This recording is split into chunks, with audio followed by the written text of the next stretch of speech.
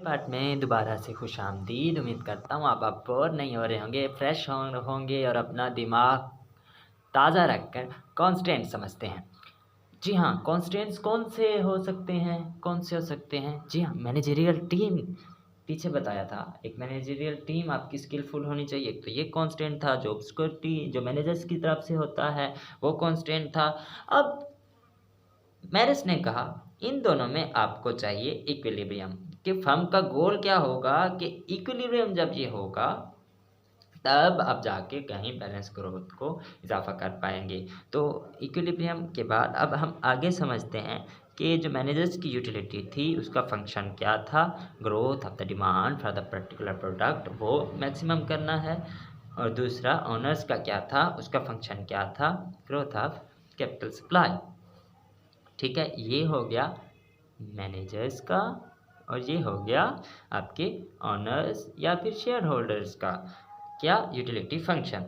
अब उन्होंने क्या कहा, मैरिस ने कहा कि दोनों अपने अपने यूटिलिटी फंक्शन क्या करना चाहते हैं, मैक्सिमम करना चाहते हैं, कि ज़्यादा से ज़्यादा हमारी यूटिलिटी हो, दोनों की इंक्रीज़ करना चाहते हैं।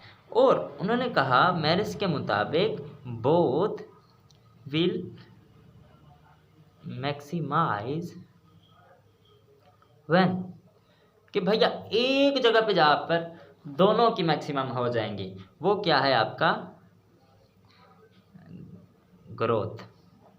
किस चीज़ की ग्रोथ भैया, बैलेंस ग्रोथ, जो शुरू से फर्म का गोल होना चाहिए।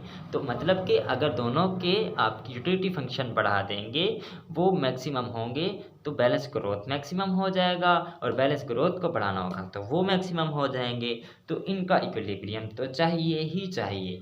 अब बात को समझते हैं।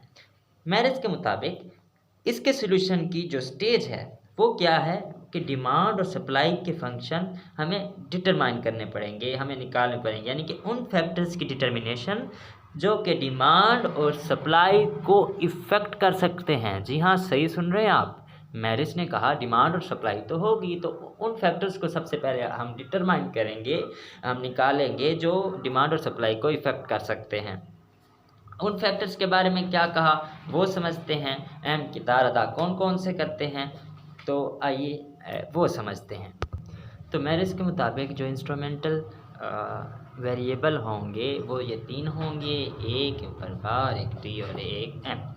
भैया ये ए के ऊपर बार क्या है, ये डी क्या है, ये एम क्या है, ये वीडियो वाला भैया बताओ। तो समझते हैं ए के ऊपर बार का मतलब क्या है। वो है आपकी value of financial constant.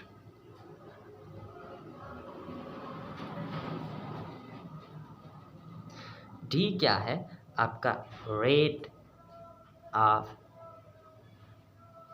Diversification. आपकी मार्केट में क्या अहमियत है, किस तरह डाइवर्सिफिकेशन, किस तरह तनाव पैदा करते हैं। रेट ऑफ डाइवर्सिफिकेशन, सॉरी लफ्ज़ अटक गया था। और तीसरा क्या है आपका प्रॉफिट मार्जिन। तो मैरिस के मुताबिक ये जो तीन वेरिएबल्स थे ये वो वेरिएबल्स हैं जो अहम किरदार अदा करते हैं, जो कि सप्लाई और डिमांड को इफ़ेक्ट कर सकते हैं। अब अगर हम बात करें वैल्यू ऑफ फाइनेंशियल कांस्टेंट की, तो मैरिस के मुताबिक फर्म जो है वो क्या है, firm has a freedom of choice about determination, कि फर्म फ्रीडम ऑफ चॉइस होती है। कि साफ जाहिर है वैल्यू ऑफ फाइनेंशियल कांस्टेंट के फर्म के पास होती है ये चीज़। Firm has freedom of choice about determination.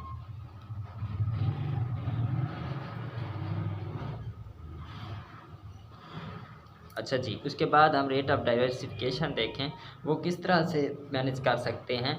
या तो फिर वो क्या करेंगे, आप क्या करोगे अपने बाहर मार्केट में या तो नई प्रोडक्ट लॉन्च करोगे, या तो नई प्रोडक्ट लॉन्च करोगे जिसका कोई दूसरा सानी ना हो, मुकाबला ना हो। दूसरा, आपके पास जो तरीका होगा, जो आपकी एग्जिस्टिंग प्रोडक्ट है उसका स्टाइल चेंज करोगे, उस डाइवर्सिफिकेशन लाने के लिए, क्योंकि ये इंपॉर्टेंट वेरिएबल हैं, ये डिमांड और सप्लाई को इफ़ेक्ट कर सकते हैं। उसका स्टाइल चेंज कर लेंगे रेट ऑफ डाइवर्सिफिकेशन, या फिर उसको चेंज करने के लिए। उसके बाद हम तीसरे नंबर पे बात करते हैं प्रॉफिट मार्जिन की। तो इसका इन्हिसार मज़ीद 2 चीज़ों पर होता है। वो 2 चीज़ें क्या हैं? प्रॉफिट मार्जिन का इन्हिसार क्या होता है? एक तो होता है आपकी प्राइस। 2 चीज़ों पे इन्हिसार होता है प्रॉफिट मार्जिन का, यानी कि आपकी प्राइस। इसका प्राइस क्या होगा? मेरिस के मुताबिक जो प्राइस होगी वो आपका पॉलिसी वेरिएबल यहाँ पे नहीं होगा, वो एक पैरामीटर के तौर पर काम करेगा। यानी कि जो प्राइस होगी वो जो फोर्सेस हैं, तो भैया प्राइस जो होगी वो क्या होगी? आपकी पैरामीटर के तौर पर काम करेगी। वो यहाँ पे प्राइस पैरामीटर के तौर पर काम करेगी, और यहाँ पे ये पॉलिसी वेरिएबल हरगिज़ नहीं होगा। और दूसरी चीज़ जो होगी, ये मार्केट की जो फोर्सेस हैं वो डिटरमाइन करती हैं प्राइस, ये आपके हाथ में, फर्म के हाथ में नहीं होता। और दूसरी चीज़ जो है प्रोडक्शन कास्ट एक और चीज़ है, और ये दोनों चीज़ें मेरिस के मुताबिक गिवन होती हैं फर्म को। ये दोनों चीज़ें ही गिवन होती हैं और मार्केट फोर्स ही तय करती हैं। और आगे एक चीज़ होती है, वो क्या है, जो कि है एक अहम किरदार है, वेरिएबल है, इंस्ट्रूमेंटल कह सकते हैं, वो है एडवर्टाइजमेंट और रिसर्च एंड डेवलपमेंट। एक और चीज़ जो प्रॉफिट मार्जिन के साथ मुंसलिक है वो है एडवर्टाइजमेंट, रिसर्च एंड डेवलपमेंट। इसका क्या ताल्लुक़ है ये समझते हैं। इसका इन दोनों के एक प्रॉफिट मार्जिन के साथ एडवर्टाइजमेंट और जो रिसर्च एंड डेवलपमेंट है वो क्या ताल्लुक़ रखती है, तो हम देखते हैं। अगर भैया हम इसके ऊपर एक्सपेंडिचर को बढ़ा दें तो आपका जो प्रॉफिट मार्जिन है ये कम हो जाता है, यानी कि इन दोनों के दरमियान नेगेटिव रिलेशनशिप पाया जाता है। और इसी तरह अगर हम एडवर्टाइजमेंट और रिसर्च एंड डेवलपमेंट के ऊपर अपने एक्सपेंडिचर बढ़ा दें तो क्या होगा, हमारा प्रॉफिट मार्जिन पहले बढ़ाया था, अब कम कर देते हैं। अगर हम कम कर दें तो हमारा प्रॉफिट मार्जिन वो है वो इजाफा हो जाता है। एडवर्टाइजमेंट साफ ज़ाहिर है उस पर कॉस्ट आएगी, तो इसका इन्हिसार नेगेटिव रिलेशनशिप में पाया जाता है। खैर आगे हम इक्वेशन से समझते हैं वो क्या है। तो average price cost pricing role में अहम किरदार अदा करता है। और इक्वेशन में देखते हैं जो प्राइस है उस पर क्या होती है। एक तो आपका जो गिवन प्रोडक्शन कॉस्ट है, और दूसरा एडवर्टाइजमेंट के एक्सपेंडिचर हैं, और फिर रिसर्च और डेवलपमेंट के एक्सपेंडिचर हैं, और प्रॉफिट मार्जिन है। ये चीज़ें आपकी क्या करती हैं, प्राइसिंग डिटरमाइन करती हैं, प्राइस लेवल डिटरमाइन करती हैं। अगर हम यहाँ पे बता दें कि ये आपकी प्रोडक्शन कॉस्ट है, ये आपके एडवर्टाइजमेंट है, ये रिसर्च और डेवलपमेंट पे जो खर्चा आएगा, और ये आपका प्रॉफिट मार्जिन होता है।